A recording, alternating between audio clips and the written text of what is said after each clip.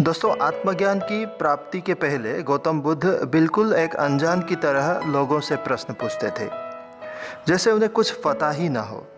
वे अपने आप को हर चीज़ में अनजान मानते थे, इसीलिए उन्होंने हर चीज़ को जाना। एक छोटा सा किस्सा एक ऐसे व्यक्ति की जो अपने समय में एक महान व्यक्ति थे। एक बार एक गुरु अपने शिष्यों को कुछ समझा रहे थे। उन सभी शिष्यों में से एक शिष्य बहुत मूर्ख था। वह एक समय में एक ही कार्य कर सकता था। गुरु ये सोचते थे कि उस शिष्य का कोई उद्धार नहीं कर सकता, परंतु क्योंकि वह उनका शिष्य था इसीलिए गुरु उसका दिल नहीं दुखाना चाहते थे। परंतु गुरु और उनके सभी शिष्य यह जानते थे कि वह बहुत ज़्यादा नासमझ है। एक बार गुरु स्नान करने के लिए नदी किनारे जा रहे होते हैं, तो वो सोचते हैं कि क्यों ना अपने वो मूर्ख शिष्य को अपने साथ लेकर चला जाए, क्योंकि वह और तो किसी काम का नहीं था। उसे जो भी कहा जाता था वह उसे ठीक से समझ ही नहीं पाता था, हर काम को उल्टा करता था। इसीलिए गुरु भी उससे तंग आ गए थे। गुरु उसे अपने साथ नदी किनारे ले जाते हैं और स्नान करने के लिए जाने लगते हैं। जाते जाते गुरु अपने कपड़ों को उतारकर उस शिष्य को दे देते हैं और उस शिष्य से कहते हैं कि तुम ये कपड़े नीचे मत रखना, क्योंकि ज़मीन गीली है और आज मुझे किसी काम से दूसरी जगह जाना है। तुम इन कपड़ों को नीचे मत रखना, वरना इन पर मिट्टी लग जाएगी और ये गंदे हो जाएंगे। वह शिष्य गुरु की बात सुनता है और गुरु से कहता है, ठीक है गुरुदेव, मैं इन्हें अपने हाथों में ही रखूँगा। गुरु नदी में स्नान करने के लिए चले जाते हैं। स्नान करने के बाद गुरु नदी से बाहर आ रहे होते हैं। शिष्य गुरु को देखता है और सोचता है, शायद गुरुदेव मुझे बुला रहे हैं। वह कपड़ों को नीचे रखता है और गुरु की ओर तेजी से जाने लगता है। वह गुरु से कहता है, गुरुदेव, आपने मुझे बुलाया? उसके गुरु उससे कहते हैं, मूर्ख, मैं तुम्हें नहीं बुला रहा हूँ और मैंने मना किया था कि वो कपड़े नीचे नहीं रखने हैं, परंतु तुम उन कपड़ों को मिट्टी पर रखाए। देखो, अब वह गंदे हो गए होंगे। गुरु कपड़ों के पास जाते हैं और देखते हैं, उनके कपड़े सच में गंदे हो जाते हैं।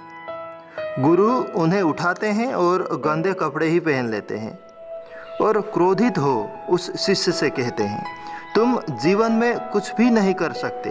यह बात मैं पहले से ही जानता था, परंतु आज तुमने यह बात साबित कर दी है। तुम मूर्ख हो। तुम सिर्फ एक काम कर सकते हो, तुम केवल अपने मूर्खता हर जगह दिखा सकते हो। इसके अलावा तुम कुछ भी नहीं कर सकते। गुरु क्रोधित होते हैं।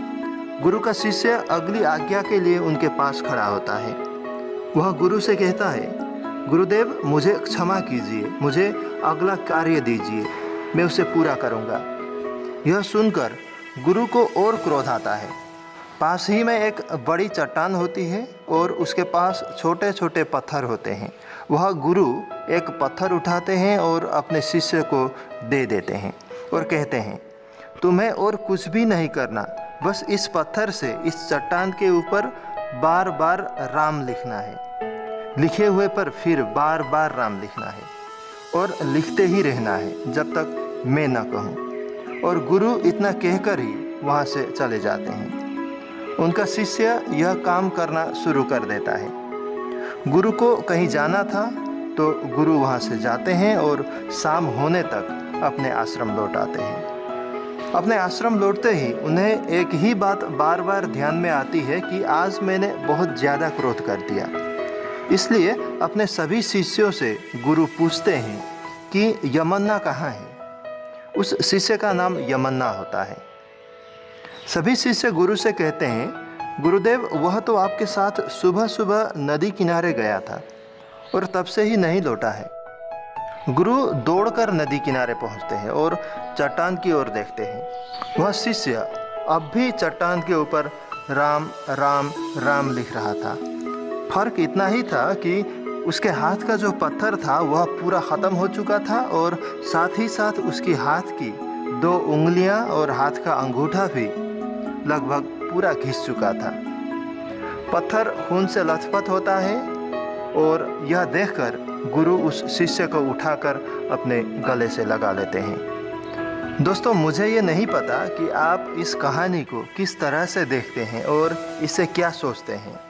दोस्तों, हम तो सिर्फ इतना ही कह सकते हैं कि जो बुद्धिहीन है, जो मूर्ख है, उसी की संभावनाएं ज़्यादा होती है कि वह सब कुछ जान सके, वह सर्वश्रेष्ठ बुद्धिमान हो सके। जो हर किसी की नज़र में मूर्ख था, खुद अपने गुरु के नज़रों में भी मूर्ख था, उस जैसा दृढ़ संकल्पी, उस जैसा आज्ञाकारी और कोई न था।